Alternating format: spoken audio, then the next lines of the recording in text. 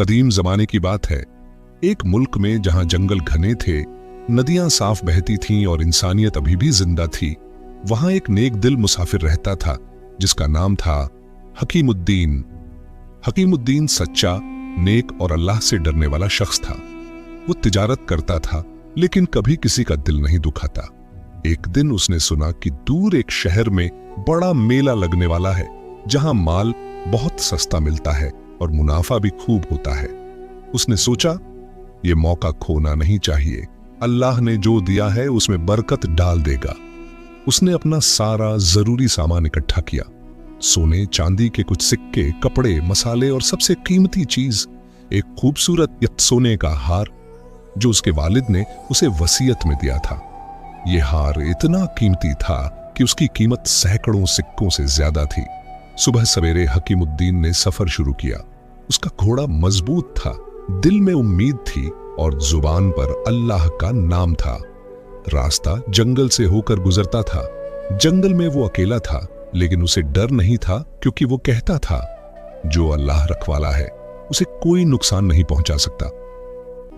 इधर जंगल के बीच में 3 ठग रहते थे। इनका नाम था कामिल, शकील और फरार। ये तीनों बहुत चालाक, धूर्त और बातों के जादूगर थे। लोग कहते थे कि ये बातों ही बातों में किसी का माल हड़प लेते हैं। इन तीनों ने हकीमुद्दीन को दूर से देखा। उसका घोड़ा, सामान और चेहरे पर नेकी की चमक देखकर इनकी आंखें चमक उठीं। कामिल ने कहा, भाइयों, ये मुसाफिर नेक लगता है लेकिन माल बहुत है, इसको ठगने का कोई नया तरीका सोचना पड़ेगा। शकील बोला, सीधे लूटने से क्या फायदा, पुलिस पीछे पड़ जाएगी। हमें ऐसी चाल चलनी है कि वो खुद अपना माल हमें सौंप दे। फरार हंसा, मैंने सुना है कि ये नेक मुसाफिर बहुत भरोसेमंद है, हम उसे ऐसे बहकाएंगे कि वो हमें अपना दोस्त समझ लेगा। तीनों ने प्लान बनाया। वो अलग अलग जगहों पर खड़े हो गए। पहले कामिल रास्ते में मिला। हकीमुद्दीन जैसे ही पास पहुंचा, कामिल ने अदब से सलाम किया। अस्सलामु अलैकुम, ऐ नेक मुसाफिर, इतनी दूर से आ रहे हो, थक गए होंगे। हकीमुद्दीन ने भी जवाब दिया, वालेकुम अस्सलाम, हाँ भाई, सफर लंबा है। कामिल ने कहा, मैंने देखा कि तुम्हारे पास एक बहुत कीमती हार है, लेकिन खैर, तुम्हें क्या बताऊं, ये रास्ता खतरनाक है, यहां बहुत से डाकू हैं। तुम ये हार गले में क्यों पहने हो? छुपा लो, वरना कोई देख लेगा तो लूट लेगा। हकीमुद्दीन ने सोचा, ये तो नेकी से कह रहा है। उसने हार को गले से निकालकर जेब में रख लिया। कामिल अंदर ही अंदर मुस्कुराया और अलविदा कहकर चला गया। पर फैल रही थी, हवा में ठंडक बढ़ गई थी और दूर दूर तक सिर्फ पक्षियों की आवाजें सुनाई दे रही थीं। उसके मन में अब एक अजीब सा बेचैनी का एहसास था। पहले कामिल की बात, फिर शकील की चेतावनी और अब वो आखिरी शख्स फरार जिसने हार अमानत में ले लिया था। सब कुछ एक साथ उसके दिमाग में घूम रहा था। वो बार बार खुद से कहता, हकीमुद्दीन, तूने तो अल्लाह पर भरोसा किया था, फिर ये शक क्यों पैदा हो रहा है? अगर वो शख्स नेक है तो हार सुरक्षित रहेगा, और अगर धोखेबाज निकला तो भी अल्लाह बेहतर जानता है। फिर भी दिल नहीं मान रहा था। उसने घोड़े की लगाम थोड़ी कसी और रफ्तार बढ़ा दी। नदी अब नजदीक आ रही थी। नदी के किनारे पहुंचते पहुंचते अंधेरा घिर चुका था। पुल पुराना और टूटा हुआ था। तेज बहाव देखकर उसका दिल बैठ गया। तभी उसे नदी किनारे एक छोटी सी झोपड़ी दिखी। झोपड़ी के बाहर एक बूढ़ा आदमी बैठा था, हाथ में मछली पकड़ने की डोर लिए। हकीमुद्दीन ने आवाज दी, अस्सलामु अलैकुम, चाचा, क्या आप मुझे पार उतार सकते हैं? बूढ़े ने सिर उठाया। उसकी आंखें अनुभव से भरी हुई थीं। उसने मुस्कुराकर जवाब दिया, वालेकुम अस्सलाम, बेटा, आज नहीं, पानी बहुत तेज बह रहा है, रात हो गई है, नाव डूब सकती है, मेरे पास रुक जाओ, सुबह तड़के पार करा दूंगा। हकीमुद्दीन ने सोचा, अल्लाह ने रास्ता दिखाया। वो घोड़े को बांधकर झोपड़ी के पास बैठ गया। बूढ़े ने उसे रोटी और प्याज दी। दोनों खाने लगे। खाने के बाद बूढ़ा बोला, बेटा, तुम दूर से लगते हो, सफर कैसा रहा? कोई तकलीफ तो नहीं हुई? हकीमुद्दीन ने पहले तो बात टालने की कोशिश की, लेकिन बूढ़े की नेकी भरी आवाज देखकर उसका दिल खुल गया। उसने पूरी कहानी सुना दी, तीनों मुलाकातें, चेतावनियां और आखिर में हार अमानत में देना। बूढ़ा चुपचाप सुनता रहा। कहानी खत्म होने पर उसने गहरी सांस ली और बोला, बेटा, तुम्हें धोखा दिया गया है। वो तीनों एक ही गिरोह के हैं, कामिल, शकील और फरार। ये तीनों नाम के ठग बहुत मशहूर हैं इस इलाके में। ये बातों के जादू से लोगों का माल हथिया लेते हैं और तुम जैसे नेक दिल इंसान को ठगना इनके लिए सबसे आसान काम होता है। हकीमुद्दीन की आंखें भर आईं, उसकी आवाज कांप गई। तो मेरा वालिद का दिया हुआ वो हार, वो सोने का हार जो मेरी पूरी जमा पूंजी था, वो अब उनके पास चला गया? बूढ़ा बोला, हाँ बेटा, लेकिन रोना मत। अल्लाह जो लेता है वो बेहतर देता भी है। अभी भी वक्त है। वो लोग अभी इस इलाके में ही होंगे। हार बेचने के लिए किसी शहर जाएंगे। अगर तुम चाहो तो मैं तुम्हारी मदद कर सकता हूं। हकीमुद्दीन ने पूछा, कैसे चाचा? बूढ़ा मुस्कुराया, मैं यहां का पुराना मल्लाह हूं। मुझे इन ठगों की सारी चालें पता हैं। वो लोग कल सुबह उस हार को करीबी कस्बे नूरपुर में बेचने जाएंगे। वहां एक सेठ रहता है जो चोरी का माल भी खरीदता है। अगर हम पहले वहां पहुंच जाएं तो शायद हार वापस मिल सके। हकीमुद्दीन का चेहरा खिल उठा। उसने कहा, तो चलिए चाचा, अभी चलते हैं। बूढ़ा हंसा, अरे धीरे धीरे, रात में नदी पार नहीं हो सकती, सुबह तड़के निकलेंगे। लेकिन एक शर्त है। क्या? तुम्हें अपना गुस्सा काबू में रखना होगा। ये ठग बहुत चालाक हैं। अगर तुम सीधे उन पर टूट पड़े तो वो हार को नदी में फेंक कर भाग जाएंगे। हमें चालाकी से काम लेना होगा। हकीमुद्दीन ने सिर हिलाया। ठीक है चाचा, मैं आपकी बात मानूंगा।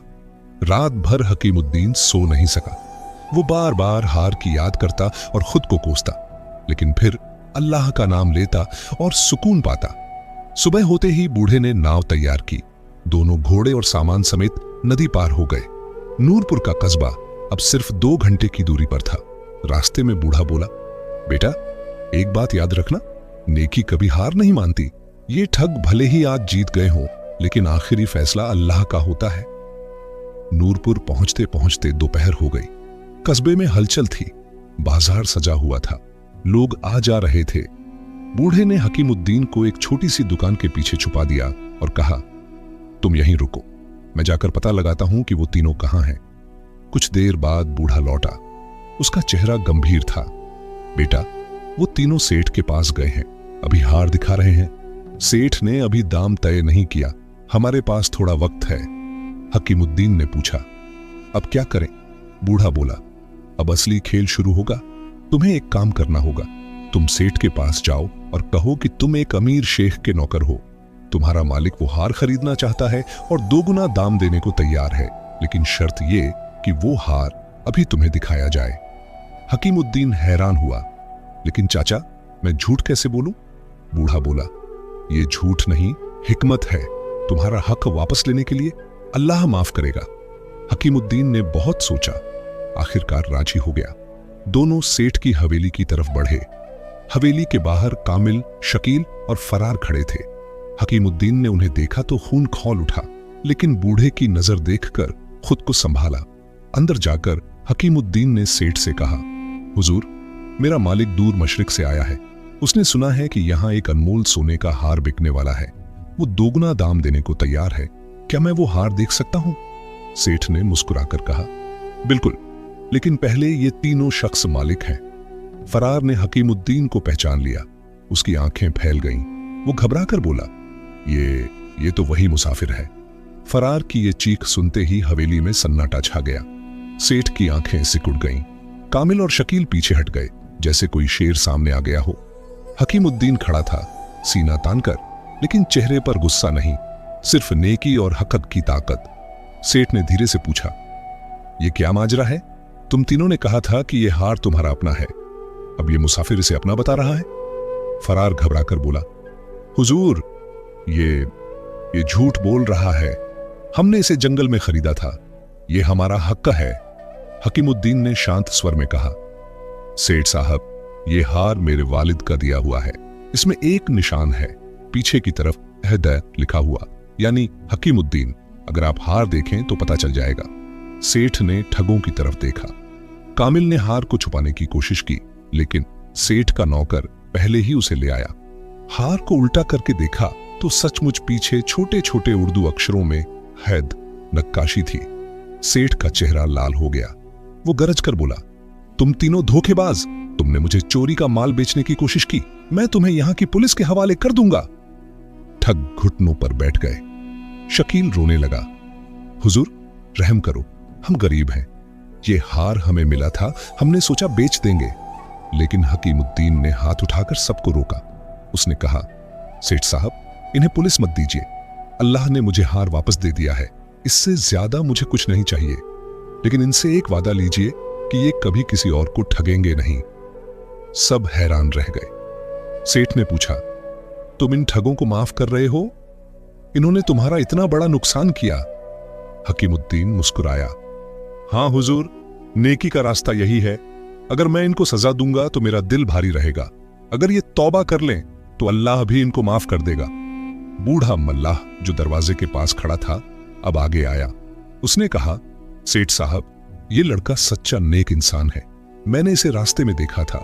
ये तीनों ठग सालों से लोगों को लूटते आए हैं, लेकिन आज नेकी ने जीत हासिल की। सेठ ने ठगों को घूरा और बोला, ठीक है, तुम तीनों आज के बाद इस कस्बे से निकल जाओ। अगर कभी लौटे और किसी को ठगा तो मैं खुद तुम्हें सजा दूंगा। और हकीमुद्दीन, ये हार तुम्हारा है, ले लो। हकीमुद्दीन ने हार थामा। उसकी आंखों में आंसू थे, लेकिन खुशी के। वो हार को गले लगाकर बोला, शुक्रिया अल्लाह, तूने मेरी नेकी का इम्तिहान लिया और कामयाब किया। ठग चुपचाप उठे और सिर झुकाए बाहर निकल गए। लेकिन जाते जाते फरार ने पीछे मुड़कर हकीमुद्दीन की तरफ देखा।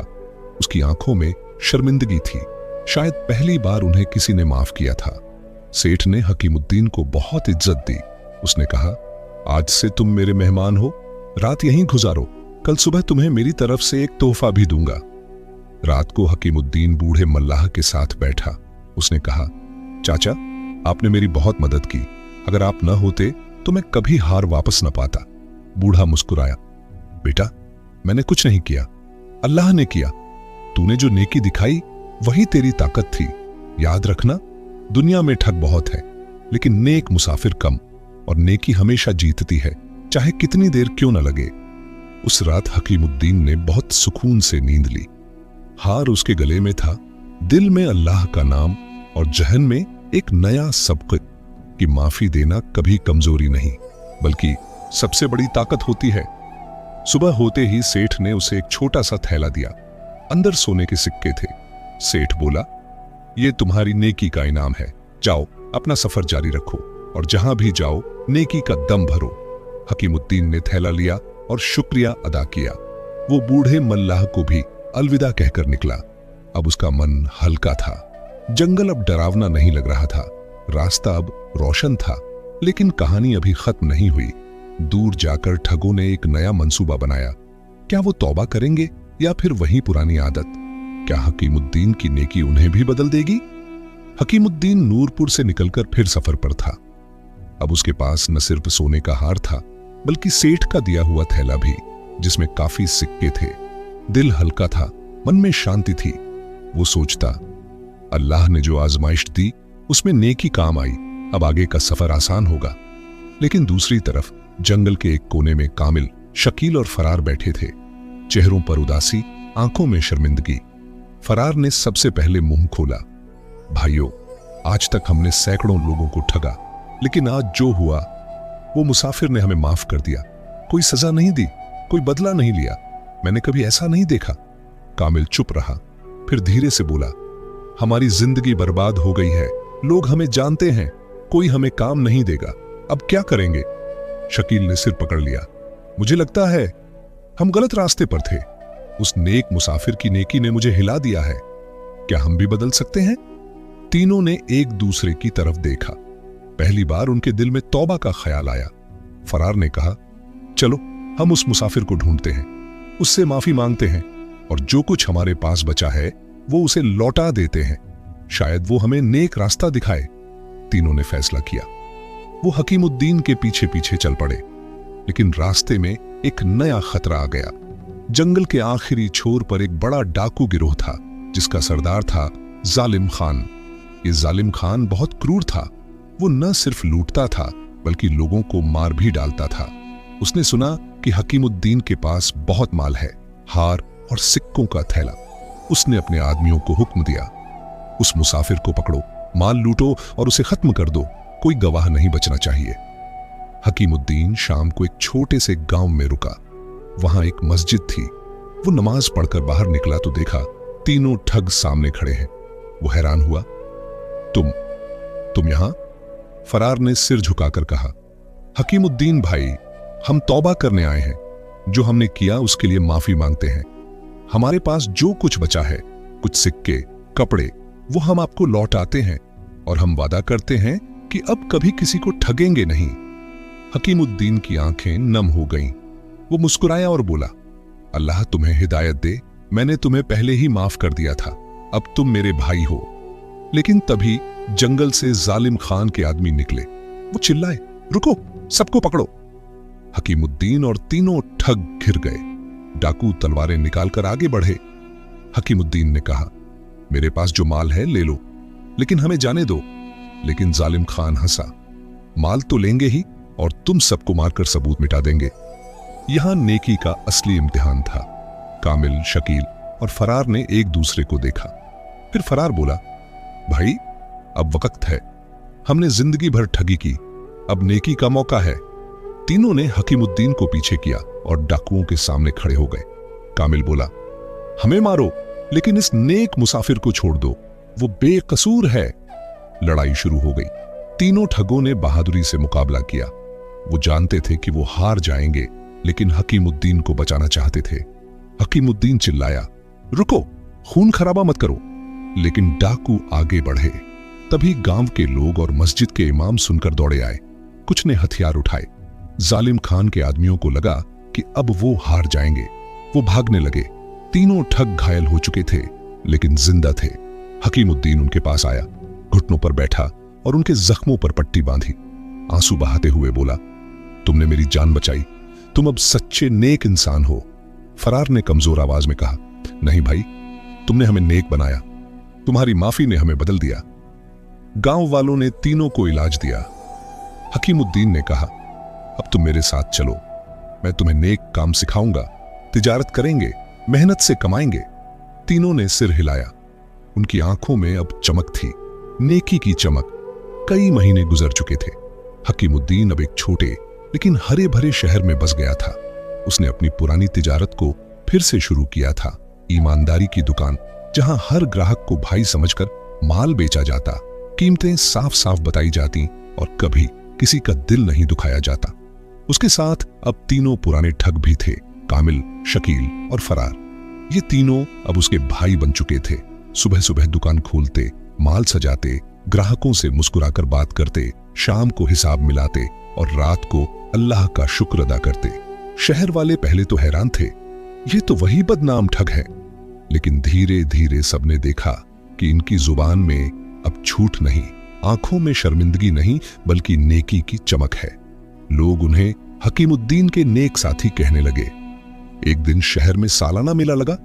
चारों तरफ रौनक थी, रंग बिरंगे झंडे, मिठाइयां, खिलौने और हंसी खुशी की आवाजें। हकीमुद्दीन ने अपनी दुकान पर खूब सारा माल सजाया था। रेशमी कपड़े, खुशबूदार मसाले, चांदी के जेवर और सबसे ऊपर वो सोने का हार, जो अब उसकी नेकी की निशानी बन चुका था। तीनों भाई भी पूरी मेहनत से लगे हुए थे। कामिल ग्राहकों को कपड़े दिखाता, शकील मसालों की महक बताता और फरार बच्चों को खिलौने देकर खुश करता। अचानक एक बहुत अमीर और मशहूर सेठ दुकान पर आया। ये वही सेठ था जिसने नूरपुर में हकीमुद्दीन को उसका हार लौटाया था। सेठ ने हकीमुद्दीन को देखते ही मुस्कुराकर कहा, वाह वाह नेक मुसाफिर, अब तो तुम बड़े ताजिर बन गए हो, अल्लाह ने तुम्हारी नेकी पर मेहरबानी की है। हकीमुद्दीन ने अदब से झुककर सलाम किया, हुजूर, ये सब अल्लाह की रहमत और नेकी का फल है, आपकी दुआएं हैं। सेठ की नजर तीनों साथियों पर पड़ी। वो चौंक गया, अरे ये तो वही तीन ठग हैं, तुमने इन्हें न सिर्फ माफ किया बल्कि अपने साथ रख लिया। हकीमुद्दीन ने शांत स्वर में जवाब दिया, जी हुजूर, इन्होंने गलती की थी लेकिन दिल से तौबा भी की। आज ये मेरे भाई हैं, नेकी ने इन्हें बदल दिया है। अब ये झूठ नहीं बोलते, चोरी नहीं करते, मेहनत से कमाते हैं। सेठ बहुत प्रभावित हुआ। उसने कहा, तुमने जो कर दिखाया वो कोई साधारण इंसान नहीं कर सकता। तुमने न सिर्फ अपना माल बचाया बल्कि 3 गुमराह दिलों को राह दिखाई। आज मैं तुम्हारी पूरी दुकान से माल खरीदूंगा और ये तीनों भाई अगर चाहें तो मेरे बड़े कारखाने में काम कर सकते हैं अच्छी तनख्वाह पर। तीनों ने एक साथ सिर झुकाया। फरार की आंखें नम थीं। उसने कहा, हुजूर शुक्रिया, लेकिन हम अब सिर्फ हकीमुद्दीन भाई के साथ रहेंगे। उन्होंने हमें नई जिंदगी दी है, हमारी जगह यहीं है। मेले के आखिरी दिन शहर के काजी ने एक बड़ा जलसा बुलाया।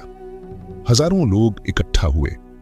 काजी साहब ने हकीमुद्दीन को मंच पर बुलाया और लाउड आवाज में कहा, ऐ हकीमुद्दीन, तुमने इस शहर को एक बड़ा सबक ही सिखाया। तुमने दिखाया कि नेकी सबसे बड़ी ताकत है। तुमने अपने दुश्मनों को दोस्त बना लिया। तुमने माफी देकर इंसानियत की मिसाल कायम की। आज से तुम्हें नेक ताजिर का खिताब दिया जाता है और ये तीनों भाई भी अब सम्मान के हकदार हैं। पूरे मैदान में तालियों की गड़गड़ाहट गूंज उठी। बच्चे, बूढ़े, जवान सब खुश थे। उस रात हकीमुद्दीन अपने तीनों भाइयों के साथ छत पर बैठा। चांदनी रात थी। चारों ने चाय पी और पुरानी बातें याद की। शकील ने कहा, भाई, अगर उस दिन तुम हमें माफ न करते तो आज हम कहां होते? जेल में या जंगल में मर चुके होते। कामिल बोला, तुमने हमें सिर्फ माफ नहीं किया, हमें इंसान बनाया। फरार ने धीरे से कहा, अब हम समझ गए हैं, ठगी से कभी सुकून नहीं मिलता, नेकी से मिलता है। हकीमुद्दीन मुस्कुराया और बोला, भाइयों, नेकी का रास्ता मुश्किल लगता है, लेकिन आखिर में वही जीतता है। अल्लाह जो देता है वो किसी को नहीं छीनता, बस सब्र और नेकी चाहिए। अंतिम सबक, दुनिया में ठग बहुत है, धोखेबाज बहुत है, लेकिन नेक इंसान बहुत कम है। नेकी की ताकत इतनी बड़ी होती है कि वो न सिर्फ खुद को बचाती है बल्कि दूसरों के दिल भी बदल देती है। माफ करना कमजोरी नहीं, सबसे बड़ी बहादुरी है। तौबा करने वाला कभी हारा हुआ नहीं होता और जो अल्लाह पर भरोसा रखता है उसकी नेकी कभी बेकार नहीं जाती।